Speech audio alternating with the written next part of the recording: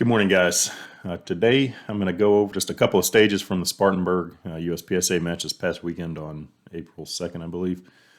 I was shooting production, and there were a couple stages I wanted to break down and kind of go over stage plans, why I did what I did, and how I felt about some aspects of my performance. Also note that I'm shooting production here, so obviously your stage plan may vary slightly based on that, but I'm obviously dealing with a lot of reloads and minor scoring for the purposes of this stage plan. So the first stage here, it was stage 2. You're looking at the diagram. It's an unloaded start, so all your normal ammo is on your belt, but your gun and your first magazine are on the table. You load as you're stepping into the box, and then your first target is going to be that headshot to the right. And then from there, you have some options. You have to go far to the left to get those targets behind the barrel stack all the way to the left. And then as you move down the center, you've got various targets left and right. And then once you get down to the end, you got some targets that you shoot from a static position, and then a couple poppers there at the end. All right, so let's walk through. Okay, so here's a live walkthrough of the stage. As I mentioned, you start with your gun and first magazine on the table. So you load that gun up, and then you are going to immediately shoot the head box right in front of you. As you continue to move to the left, from here you're going to have 2 paper through this gap and 2 poppers. And then move further left, and I've got this stack of 3 targets here. Come on over here. You're going to shoot 2 targets down the right side, 2 targets through this gap on the left.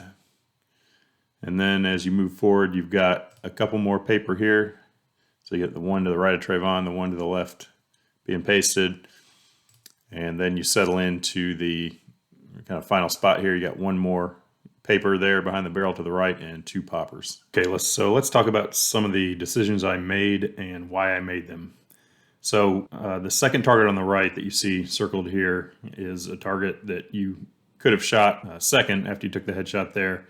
And typically I don't like to let my gun cross over a target without shooting it, as that's normally a waste of time. There were some round count issues further down the stage that made me want to skip that target. And then also, as I moved into this circled array now to the left, shooting to 10 rounds with 2 little plates there, certainly doable, but if I can avoid only having 1 extra round for 2 pieces of steel like that, it's something that I'll typically do. So for those 2 reasons, I elected to shoot the second target on the right from further down. So next I had to decide whether to reload after shooting the 3 targets on the far left. So the upside to reloading is that you had a long space in which to do it, and then you were able to keep moving through the whole center portion, essentially shooting 4 targets before having to do another reload. So that's what I elected to do. The other option would be to push your round count down a little further in the stage, shoot that second target on the right that I mentioned before, and then reload. But just due to the tightness of the transition through the center there, I decided to reload after shooting the 3 targets stacked on the right. After that, we just do 1 last reload and finish up basically standing at the end. And unfortunately, with the round count here, there was not really a good way to avoid a standing reload at the back of the stage. So let's go ahead and take a look at my run. Bye.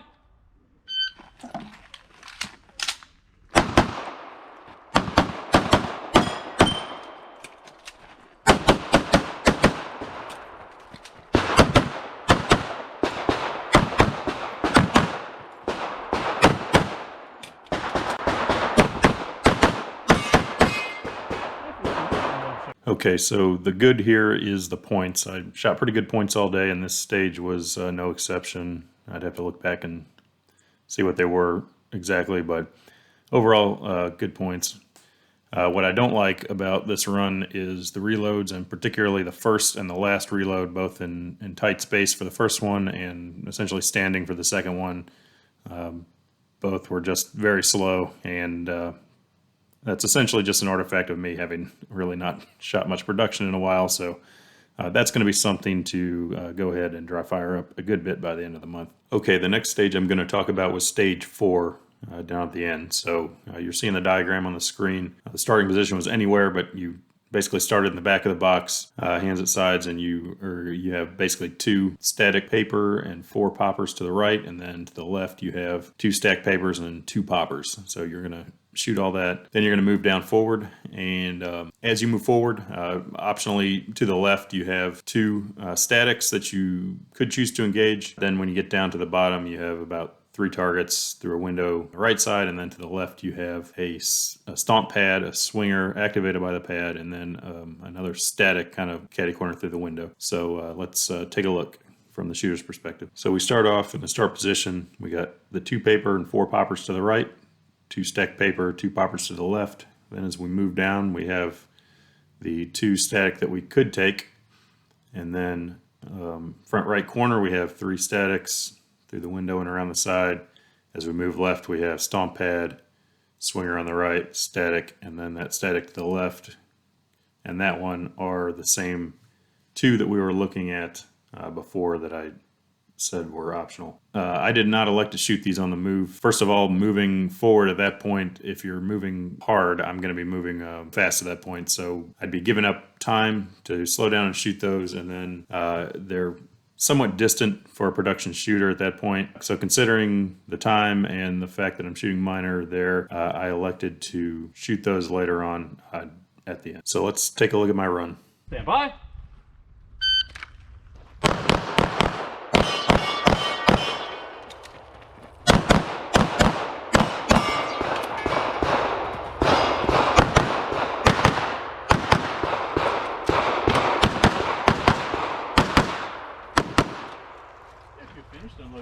Okay, so what do I like and not like about this run? Overall, I'd say it was my best stage of the day, so some of this is going to be a little nitpicky. It wasn't a bad run. I think I executed it fairly well. The biggest thing that I like is that I hit all the poppers, so 6 poppers, none of which were particularly close. To go 1 for 1 on those is definitely a good thing. Overall, my points on the stage were not bad at all. I did shoot 1D on the second to last static at the end, leaning in, so that was a little bit of a bummer, but other than that, connected, got good hits. The other negative I'll bring up, my first reload again was a little slow, so just need to work on that, dry fire that up a little bit, and get that going next time.